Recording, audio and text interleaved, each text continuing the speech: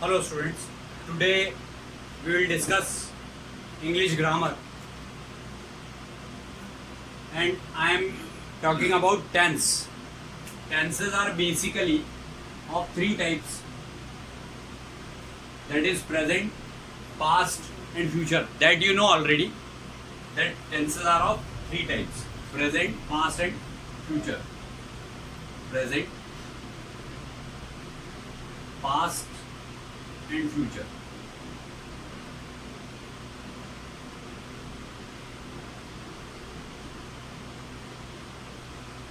On further classification of present tense, in present tense, first part is present indefinite tense.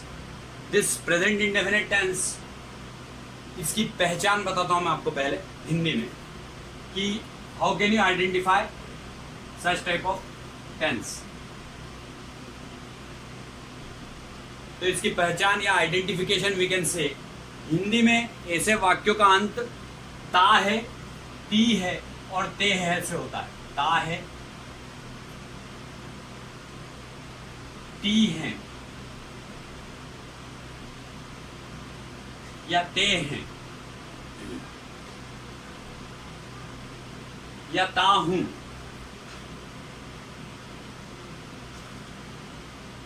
यह हिंदी वाक्यों की पहचान होती है. प्रेजेंट इंडेफिनिट टेंस के हिंदी वाक्यों का अंत कैसे होता है? ता है, ती है, ते हैं, ता हूं. जैसे मैं पढ़ाता हूं या मैं खाना खाता हूं, मैं स्कूल जाता हूं. इस टाइप के वाक्य जो रहते हैं ये प्रेजेंट इंडेफिनिट टेंस के अंतर्गत आते हैं. इसमें अब इसके रूल्स की बात करें अगर अपन, तो टेंस प्रेजेंट इंडेफिनिट टेंस में जो सेंटेंसेस हर टेंस में होते हैं वो चार टाइप के होते हैं. असर्टिव,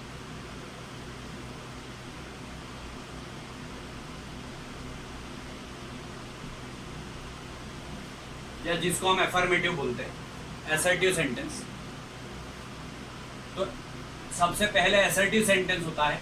असर्टिव सेंटेंस जो रहता है, इस सेंटेंस में I oblique we oblique you oblique दे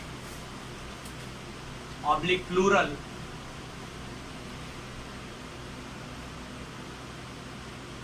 अगर इस टाइप से कुछ है, या तो आई है या वी है या यू है या दे है या प्लूरल है, तो इन सब के साथ में वर्ब का फर्स्ट फॉर्म यूज होता है प्लस ऑब्जेक्ट यूज होता है और बाद में फुल स्टॉप.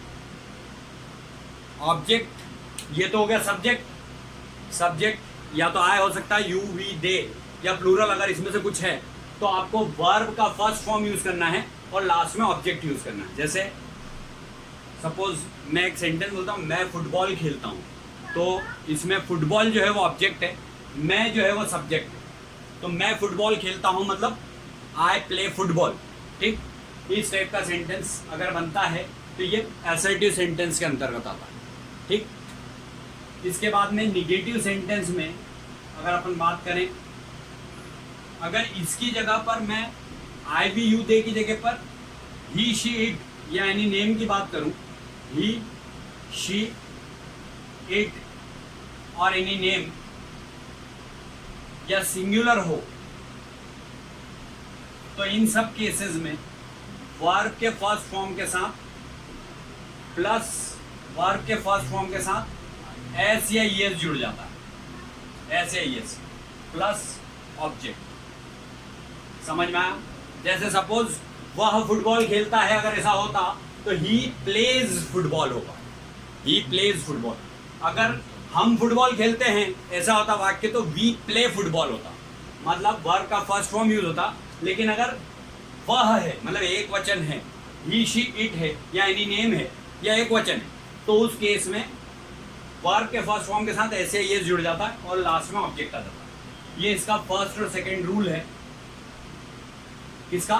असर्टिव सेंटेंस का या affirmative sentence that we can say. ठीक है, this type of sentence is also called positive sentence. इस टाइप के वाक्य को हम पॉजिटिव सेंटेंस के नाम से भी जानते हैं. अब इसके बाद में अगर अपन निगेटिव सेंटेंस की बात करें तो ये पूरा एज इट इज रहेगा. यहाँ पर अगर मैं आपको निगेटिव के बारे में बताऊंगा तो निगेटिव सेंटेंस में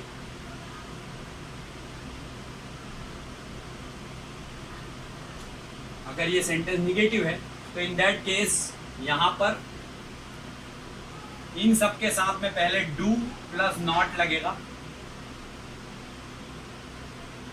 प्लस वर्ब का फर्स्ट फॉर्म लगेगा और फिर ऑब्जेक्ट आएगा। आया समझ में? मतलब आपको आई वी यू दे या प्लूरल के साथ में do plus not plus V1 plus object, मतलब अगर हम फुटबॉल खेलते हैं तो वी प्ले फुटबॉल था, तो इसका निगेटिव क्या बनेगा? हम फुटबॉल नहीं खेलते हैं तो we do not play football. Such type of sentence it will. और इसके बाद में अगर वह फुटबॉल खेलता है तो यहाँ पर ये एज इट इज रहेगा, ही शी इट एनी नेम या सिंगुलर, इन सब के साथ में प्लस ये यहाँ से SAES हट करके यहाँ पहले डज नॉट लगेगा, does plus not plus verb का फर्स्ट फॉर्म। मतलब यहां पर अगर हमने ही प्लेज फुटबॉल बोला था तो वो ही डज नॉट प्ले फुटबॉल होगा, उसमें से प्लेज में से एस हट गया, वो अपन ने डज यूज किया उसकी जगह पर, तो ये कैसे बनेगा? He does not play football. It is negative type of sentence in present indefinite tense. अब अगर इसके बाद में अपन इंटरोगेटिव सेंटेंस की बात करें तो इंटरोगेटिव सेंटेंस जो रहता है उसमें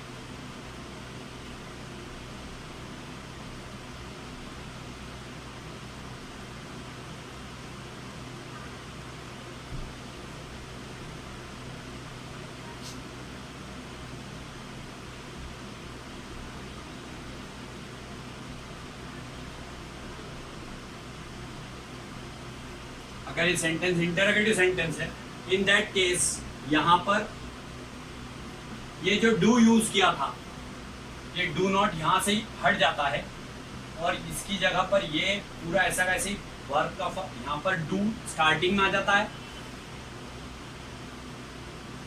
प्लस यहां पर वर्ब का फर्स्ट फॉर्म हो जाता है। मीन्स अगर वो सेंटेंस वी प्ले फुटबॉल अपन ने लिया था तो यहां पर क्या हो जाएगा? वो do we play football, do we play football. ठीक, अगर इसी का मतलब क्या हम फुटबॉल खेलते हैं तो डू वी प्ले फुटबॉल। और अगर ये इस टाइप का सेंटेंस है, ही से बन रहा है, जैसे ही प्लेज फुटबॉल था तो उसका इंटरोगेटिव क्या बनेगा? Does he play football, does he play football. यहां से डज नॉट हट जाएगा, तो ये डज ही प्ले फुटबॉल इस टाइप का सेंटेंस होगा। ये इंटरोगेटिव सेंटेंस हो गया।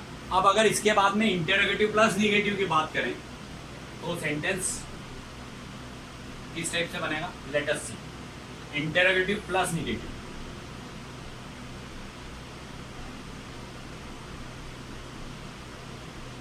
अगर ये सेंटेंस इंटरोगेटिव प्लस निगेटिव है, इन दैट केस ये डू एज इट इज रहेगा, आई वी यू दे प्लूरल अगर इसमें से कुछ है तो डू लगेगा स्टार्टिंग में, प्लस यहां पर नॉट लगेगा, प्लस वर्ब का first form, plus object, plus question mark. एक और चीज ध्यान रखना, जो इंटरोगेटिव सेंटेंस है उसमें भी लास्ट में क्वेश्चन मार्क आता है और इंटरोगेटिव प्लस निगेटिव में भी लास्ट में क्वेश्चन मार्क आता है। इंटरोगेटिव में भी क्वेश्चन मार्क आता है और इंटरोगेटिव प्लस निगेटिव में भी लास्ट में क्वेश्चन मार्क आता है, because it is question type of sentence.